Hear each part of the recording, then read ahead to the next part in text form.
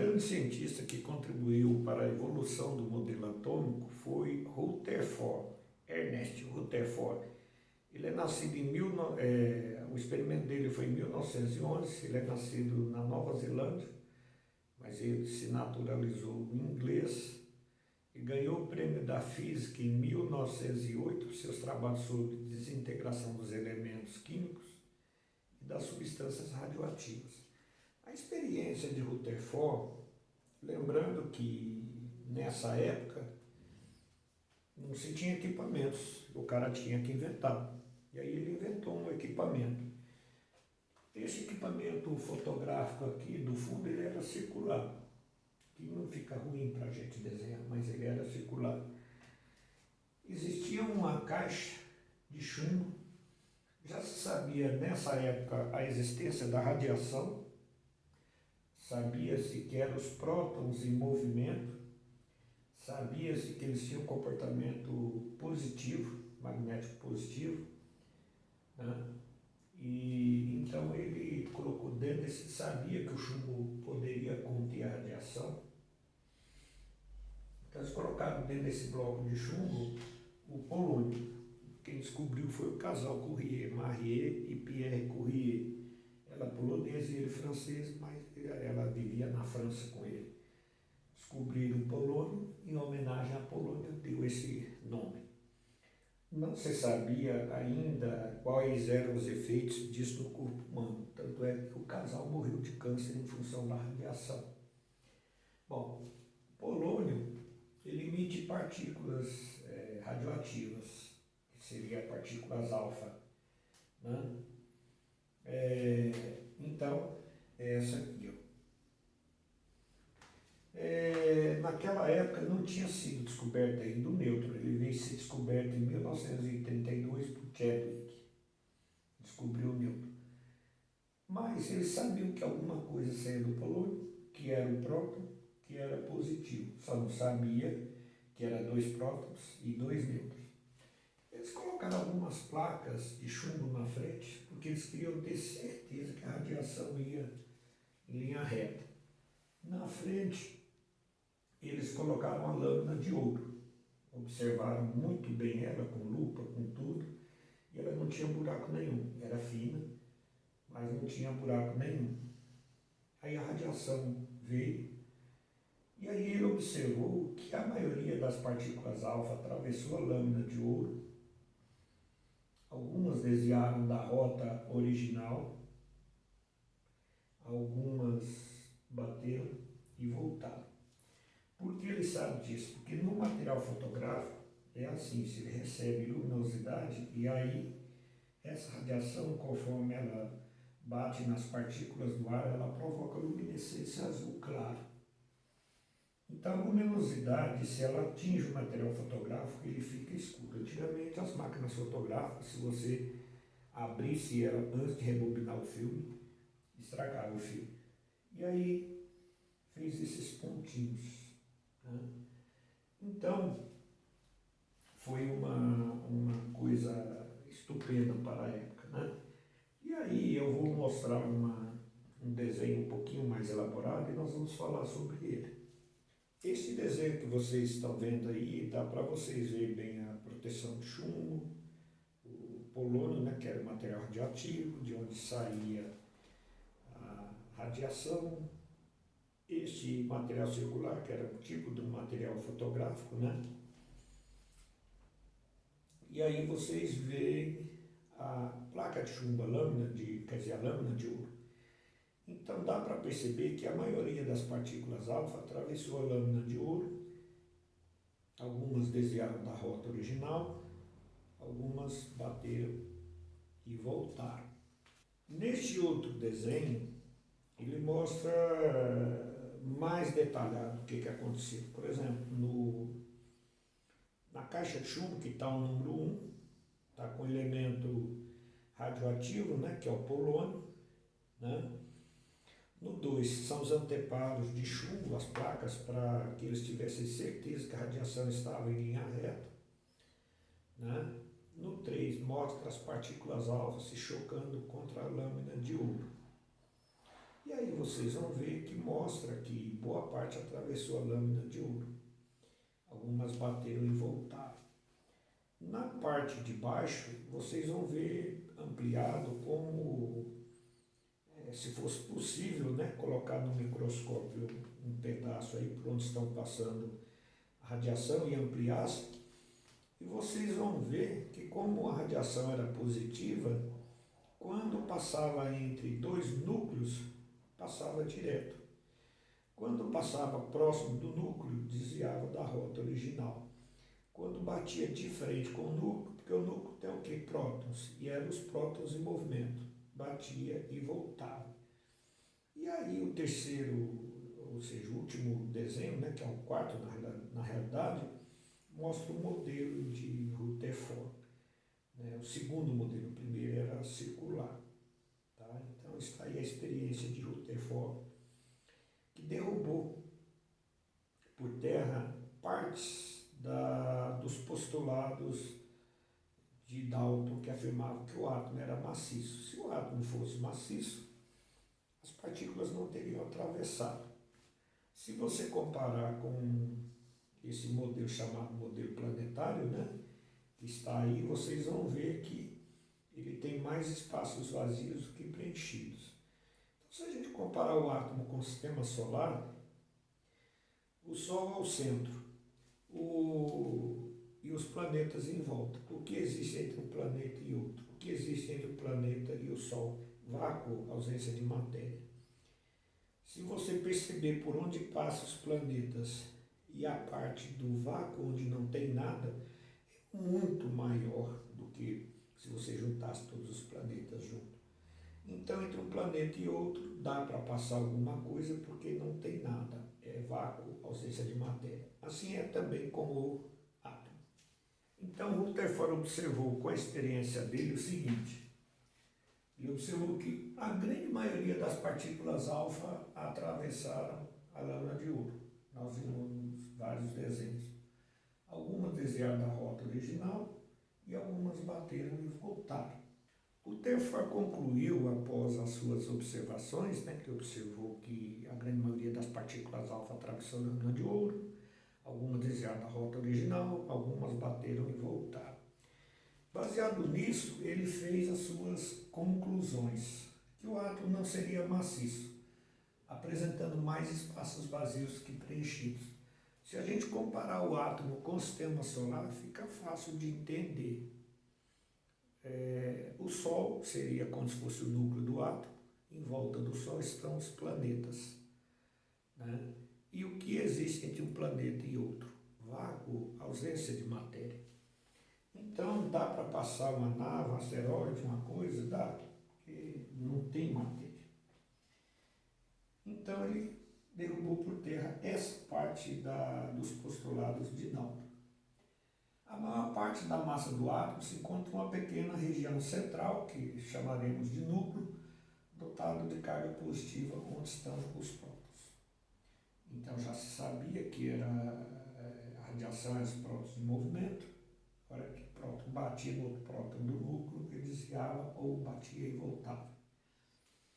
Ao redor do núcleo está a eletrosfera, onde estão os elétrons. São muito mais leves, 1836 vezes mais leves que os prótons.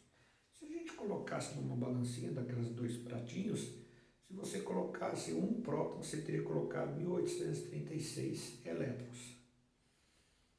Então é muito leve. Por isso que a massa é atribuída, no primeiro momento foi atribuída apenas aos prótons e depois se descobriu que tinha também os nêutrons no núcleo. Então a massa do átomo está no núcleo, que seriam os prótons e os nêutrons. Baseado em suas observações, Rutherford então fez o seu modelo planetário. O primeiro modelo ele era circular, né? No núcleo estariam os prótons e em volta dele estariam os elétrons, próton positivo e os elétrons negativos. Nessa época, em 1911, não se sabia da existência ainda do nêutron. Depois, Niels Bohr, trabalhando juntamente com ele, foi um discípulo dele, eles melhoraram e esse formato permanece até hoje, mas hoje existe uma explicação um pouco mais correta, volta do núcleo, a massa de fato está no núcleo, o núcleo é positivo, tem também os nêutrons, mas o que se conseguiu ver é uma nuvem de pontinhos brilhantes em volta do núcleo. É uma velocidade muito tremenda, não é assim bem bonitinho assim, não é muito rápido. Mas no núcleo estariam os prótons, são positivos, na eletrosfera os elétrons, que seriam negativos. Niels Bohr foi um aluno de Rutherford e se tornou também um grande cientista na Inglaterra. E ele estudou os átomos, radiação, essas coisas, e observou o seguinte, que quando os elétrons estavam circulando em uma mesma órbita, sem sofrer desvio nenhum, eles não estariam nem liberando, nem absorvendo energia. No entanto, se eles estivessem saltando de uma órbita próxima do núcleo para uma mais distante, ele estaria absorvendo energia. Como que poderia ser isso aí? Suponhamos que você esteja aquecendo uma frigideira. Os elétrons, este elétron está aqui, ele vai saltar para cá.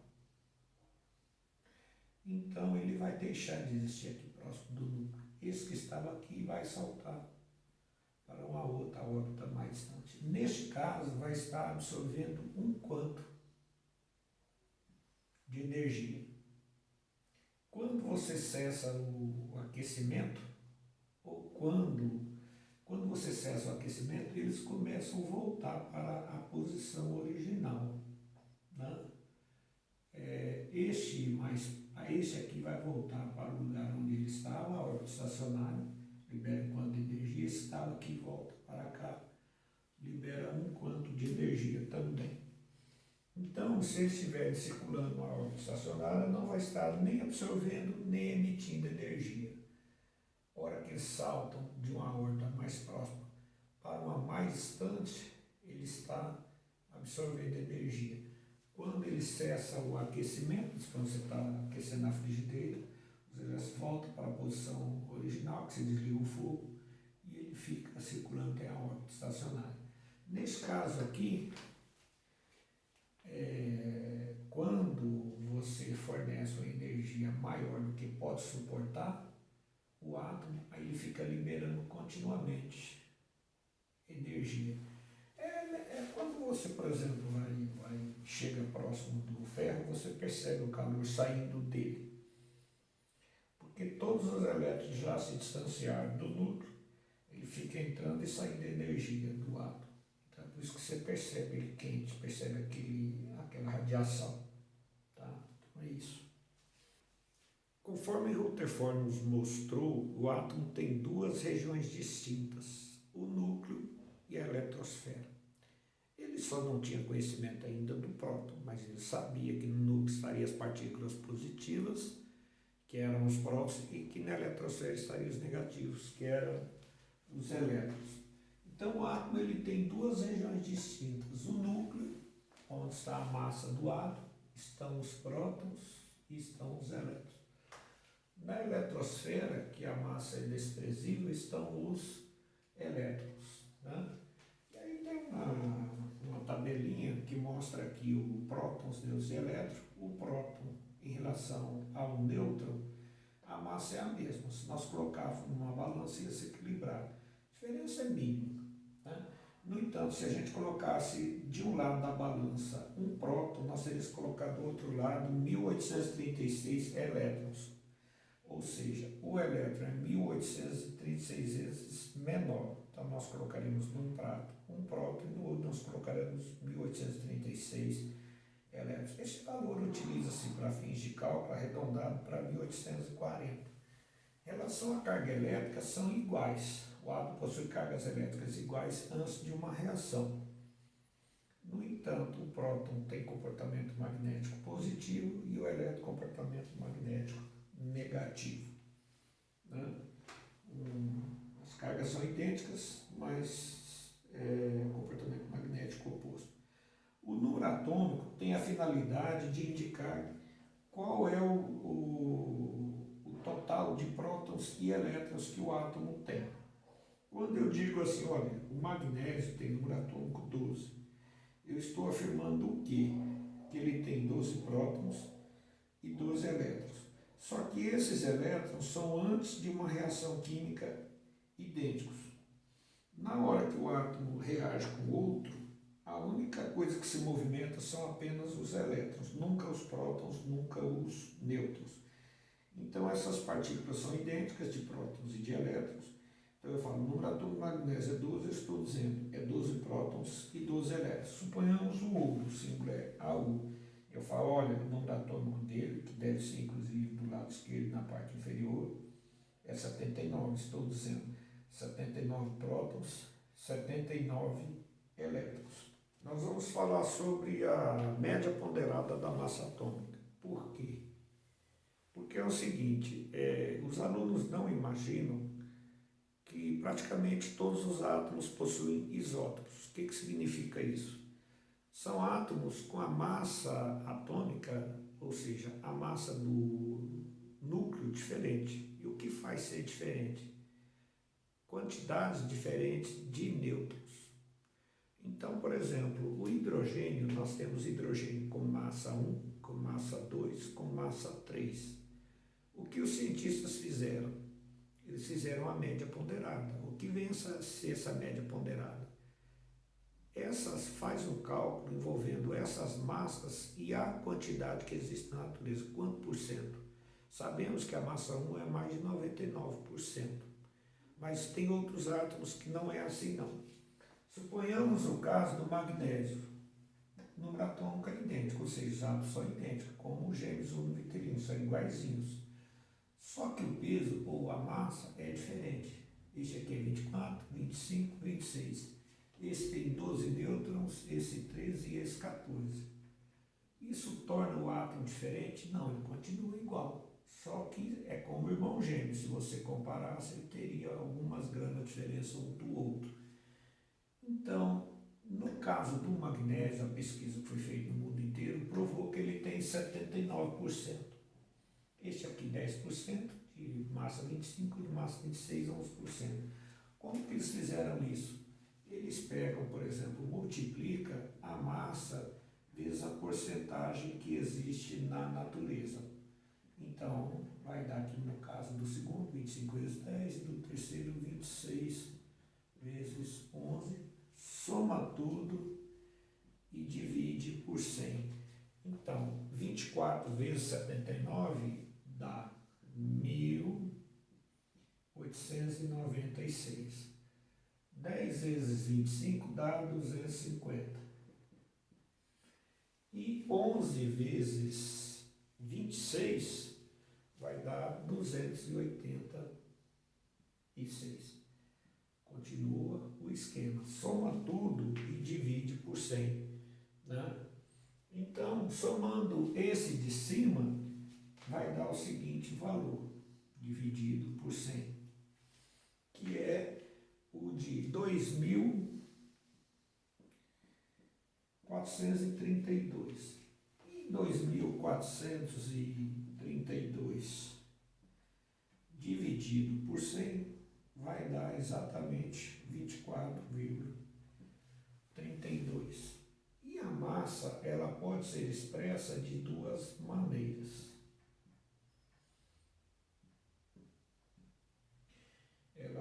O número atômico sempre aqui do lado esquerdo, na parte inferior, pode ser expresso aqui, olha,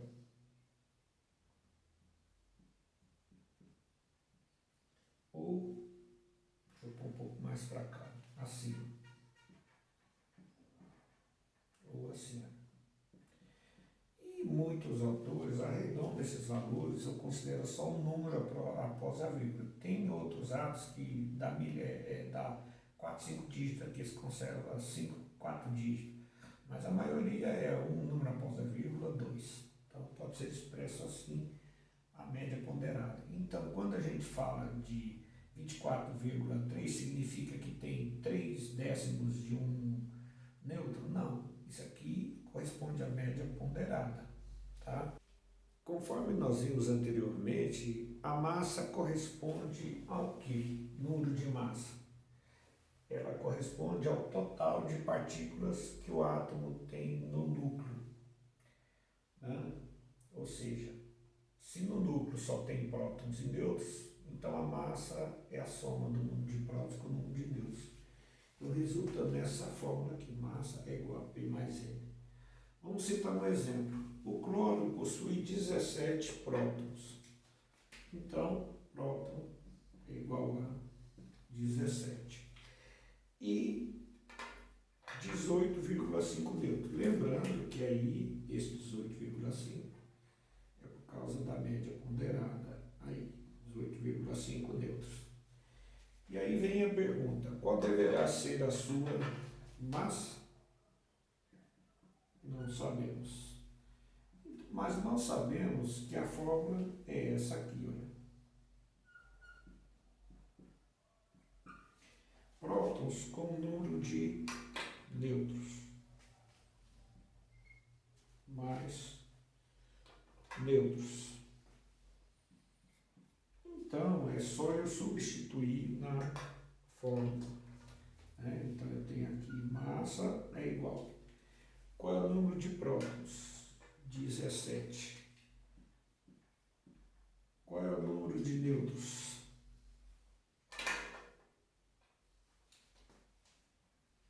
18,5.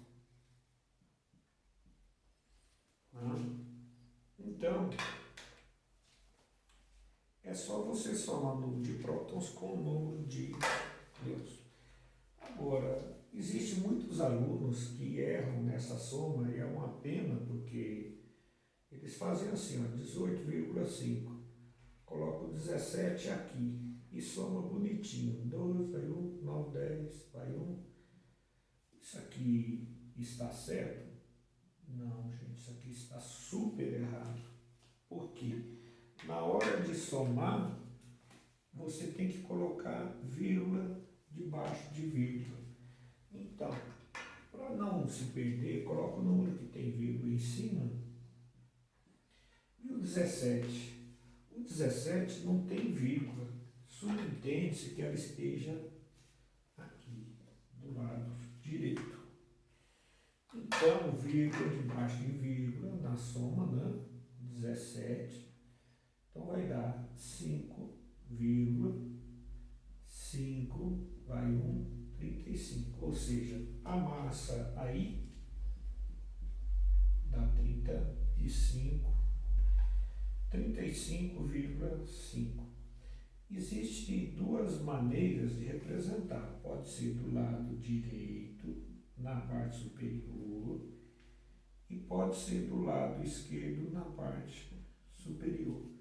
Vamos ao segundo. O potássio, que o símbolo é K, depois nós vamos ver, possui 17 prótons, ou 19 prótons, e 20,098 nêutrons. Aí pergunta, qual a massa? A massa é que nós queremos saber. Qual a massa? Então você coloca a fórmula.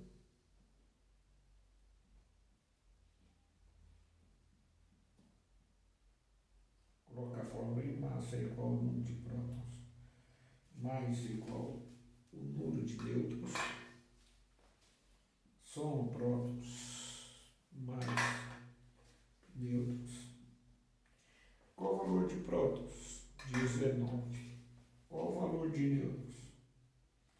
20,098. Sabemos que este valor com milésimo por causa da dízima, por causa da média ponderada da massa atômica, que nós já vimos anteriormente. E como é que soma um negócio desse com vírgula aí? Coloca a vírgula, o número com vírgula na parte de cima. Deixa eu colocar mais para cá. E o 19, que não tem vírgula, ele está subentendido aqui após o 9, vírgula debaixo de vírgula. Na frente da 19, então é assim. 0,93. Então vai ficar 39,098.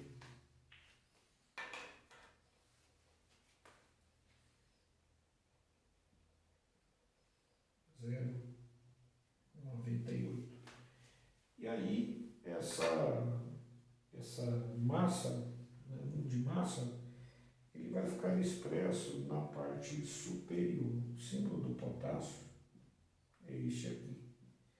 Pode ser, então, aqui, ou pode ser do lado direito também. Então, está aí o número de massa. Sempre que você tiver um exercício, você primeiro tem que equacionar o exercício, anotar os dados que ele oferece. Por exemplo, o cálcio possui massa de 40,078. Então, se tem a massa, não vai ter que calcular a massa, vai ter que calcular outra coisa. E 20,098 neutros. 0,78. Aí pergunta, qual é o número de prótons? Se você utilizou massa, obrigatoriamente você vai ter que utilizar esta fórmula aqui. Se você colheu corretamente os dados, é só você jogar os dados na fórmula. Eu vou repetir aqui, mas você não precisa fazer isso tantas vezes, não. Temos a massa? Temos sim. Qual é? 40,078. Temos o número de prótons? Não temos. Temos o número de nêutrons? Temos sim. 20,078. Então, aí o que diz a regra de matemática? Diz assim, se você tem letras e números de um lado, você tem que jogar os números todos de um lado só. Neste caso aqui está mais. Vai passar para o lado oposto, menos. Só que eu vou repetir lá na parte de cima, porque senão aqui o espaço vai ficar ruim. Então, o 40,78 já estava aqui, continua. O 20 vai passar para o lado oposto e ele está mais. Ele vai com sinal de menos. E o próton que estava aqui continua. Então, na hora de você fazer a subtração, você tem 40,078. No caso de soma e subtração, vírgula debaixo de vírgula.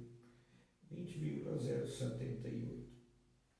0,0,02. Precisa expressar esses números após a vírgula? Não.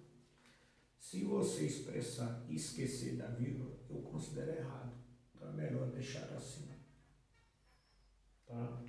Então qual é o valor do número de prótons? 20. E aonde vem? Ele vem aqui, ó, do lado inferior, que significa prótons e elétrons. O silício possui massa de 30.974 e 14 prótons. E aí pergunta, qual é o número de nêutrons? Vamos colocar do outro lado, que a gente só põe a fórmula de uma vez, né?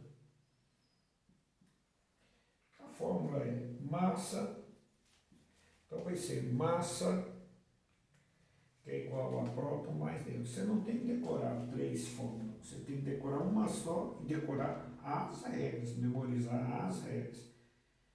Tem o valor da massa? Tenho sim. Qual é? 30.974. Tem o valor de prótons? Tenho sim. Qual é? 14. Tem o valor de nêutrons? Não, senhor. Qual é? É o N mesmo. Então, Então você vai ter que jogar o 14 para o lado do 30. O 30 continua do jeitinho que ele está. O 14 não tem sinal porque é mais, passa para o lado oposto, menos e neutros. Então tem que prestar atenção nessa subtração, porque como eu disse, subtração é vírgula debaixo de vírgula. Mas o 14 não tem vírgula. Subentende-se que ele esteja aqui do lado direito. Então você coloca que tem uma quantidade de dígito em cima, 30.974, e o 14 aqui de baixo. Bom, aí você vai fazer a subtração. 4 menos nada, 4. 7 menos nada, 7. 9 menos nada, 9. Vírgula. 10, presta um para lá, fica 10. 10 menos 4, 6. 2 menos 1, 1. Então, qual é o número de nêutrons? Aí, nêutrons, então, vai ser igual a... Vou colocar um pouco mais abaixo aqui, né, para não atrapalhar a nossa conta. 16,974. Essa seria a resposta.